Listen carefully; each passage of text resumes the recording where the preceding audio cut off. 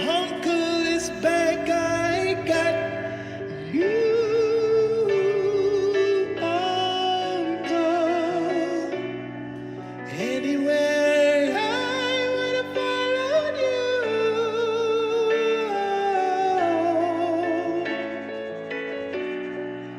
Hello, nieces and nephews. It's your Uncle Charles here. We about to do some unbiased price action analysis. If you guys enjoyed that singing, be sure to look up the great Leon, his YouTube channel, and subscribe to his channel, okay? So, guys, look at this. Finally got some selling pressure. Finally got some type of pullback here. You know, it wasn't the most impressive pullback, but it was a pullback nonetheless. We cleared that 410.25 level yesterday. We broke it down. Now we closed just above another support level that I had, which is around a previous gap around 408.2-ish. All right, closed just above it. So guys, is this the end for the bulls? Is the rally over? Well, I can't say for sure. But one thing I will say, based on, past behaviors, and I've said this phrase, a few times in my channel, but, not every false breakout leads to a big move. But every big move or big reversal started out with a false breakout. And today we got a false breakout. Okay, we cleared that 410 level yesterday. That was a Fibonacci level. We broke back below it.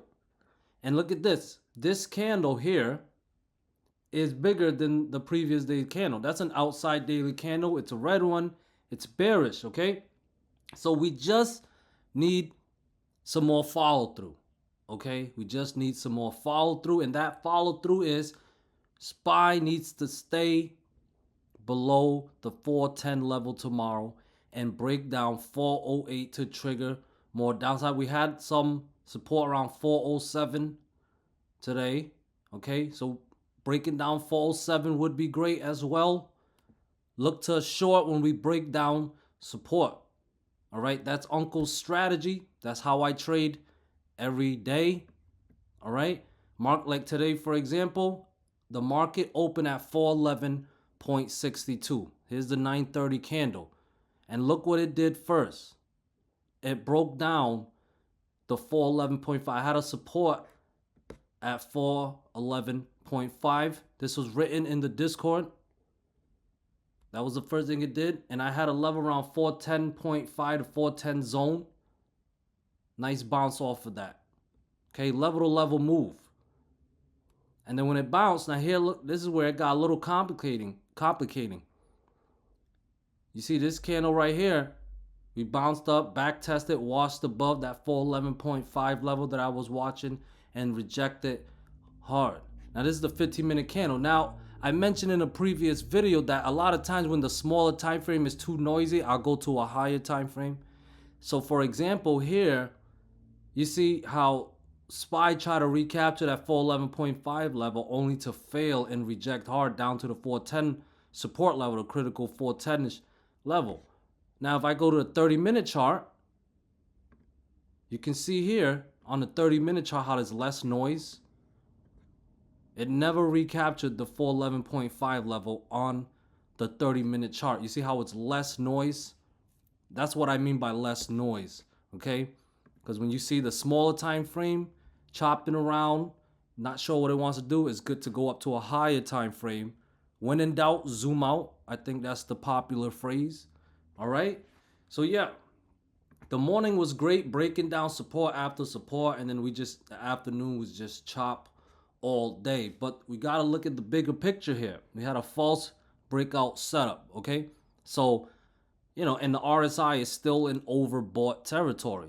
So being bearish right now based on this context, it's reasonable in my opinion, okay? But we still want to stay unbiased to the price action, okay? So that means as long as below 410, stay bearish. Watch out for more breakdowns of support. But if it recaptures 410 tomorrow, then this false breakout setup is obviously canceled. We could possibly chop around this level. I'm hoping we don't chop around. I'd like to just get some trend move, maybe fill out this this rising channel to the downside. That would be great. But if the market's gonna decide to chop around and recapture 410 and stuff, you know, we just gotta follow the price. There's nothing we can do, right? But overall, as long as below 410, the false breakout setup will stay intact. Watch for the breakdown of 408. You know, I got some support at 406 and a critical support at 404. That's a 61.8 fib level. All right, and if that fails, if 404 fails, I would definitely favor a test of the support of the rising channel. And as I've mentioned before, if this rising channel breaks down, guys, I will be bear bias. I will favor a much deeper sell-off to the downside. How deep, I'm not sure, but it will definitely be maybe like another $10, $15 drop. It could be more though, based on, you know, textbook breakdowns of structures, you know, those type of ideas. Could be more. All right, so just keep that in mind, guys. Let's keep it simple. Below 410, stay bearish. Above 410, the false breakout setup is canceled, and it's possible we could go test the top of the rising channel again, which would be around 413.6 ish. All right, guys, and above that obviously would be a breakout targeting 415, 416.5, and 418.3. Okay, so you know the levels, know the setup, and just trade it unbiasedly. We want to just stay reactive to the price action.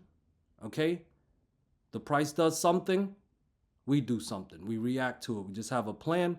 Uncle Charters is not a jack of all trades. Okay, I'm a specialist in price action trading with support and resistant levels. Okay, I'm not a jack of all trades. I just try to stay in my own lane and help people with what I can do.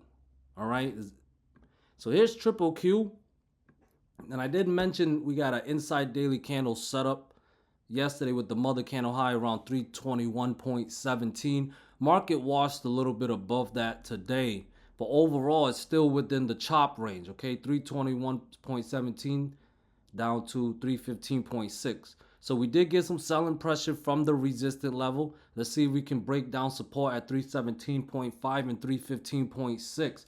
Below 315.6, that's when I would be pretty bearish.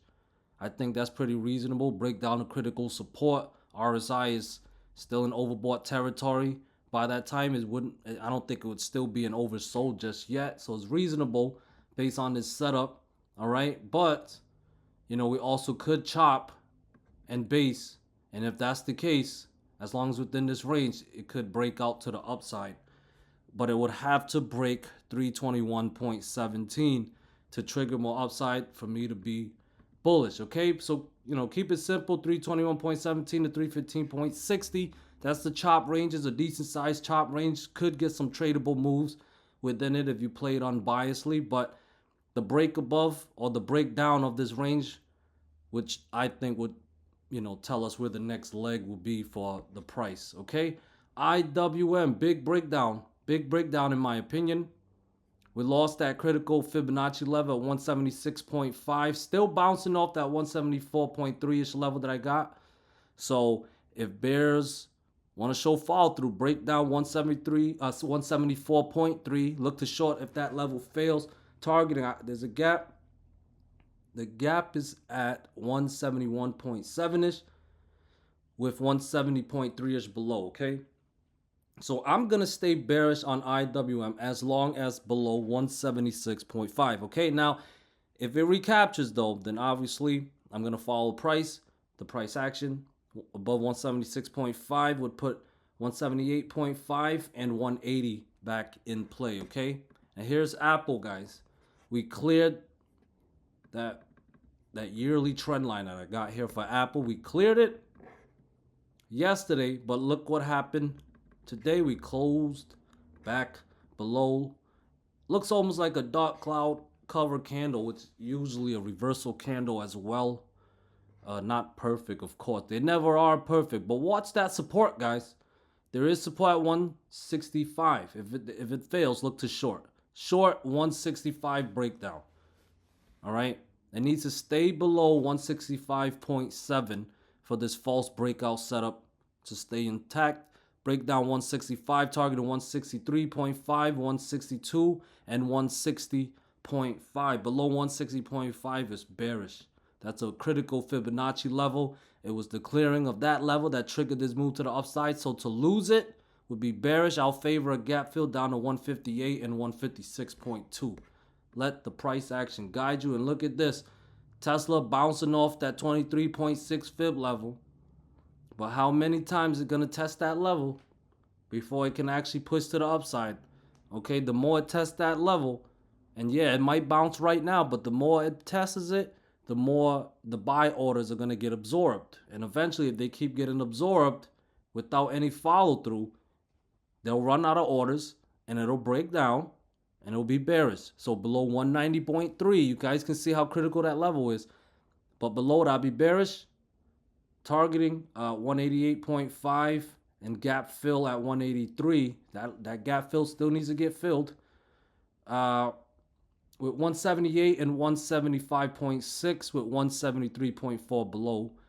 That's a Fibonacci level, 38.2 Fibonacci level, okay? Now, if it's going to bounce here, which it is so far, not strong bounce, but it is so far, it's going to need to clear some resistance starting with well, it's above 192. I got resistance at 194, 197.5, 199. There's still that. There's a previous pivot higher at 202, 202.7. All right. So it needs to clear some resistance. But I tell you one thing: if it breaks down 190.3 and especially 188, based on this bull flag, that's a false breakout setup. Look too short. All right. DXY is breaking down, guys. You see, we broke down this green trend line yesterday. It's showing follow through. I can't get bullish on DXY unless it recaptures. It needs to get back above 102.2 to trigger more upside and clear this yellow trend line here, which would be around 102.7. But right now it's looking bearish. All right. Pivot low today was around 101.4. So if it breaks that pivot low, we probably see 100.9. All right. Previous pivot low from February 2nd. Okay, looking bearish on the DXY. And as far as the VIX goes, it's still basing here. And for me to favor it to base or curl for the other, I need a clear resistance at 20. All right, got a couple of rejections here and today as well, but it needs to clear 20 as resistance to trigger 21.2. Clear that would put 23.8 back in play and clear this pink trend line.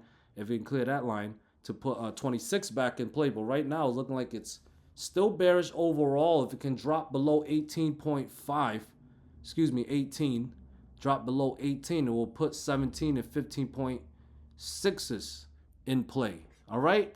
Now let's take a look at the option flow. This is making me excited, guys. Seeing a bunch of these big block orders with all these big, like 26 million, 29 million, some ridiculous strike orders. Usually when we see that, a big move is coming, whether it's to the upside, to the downside.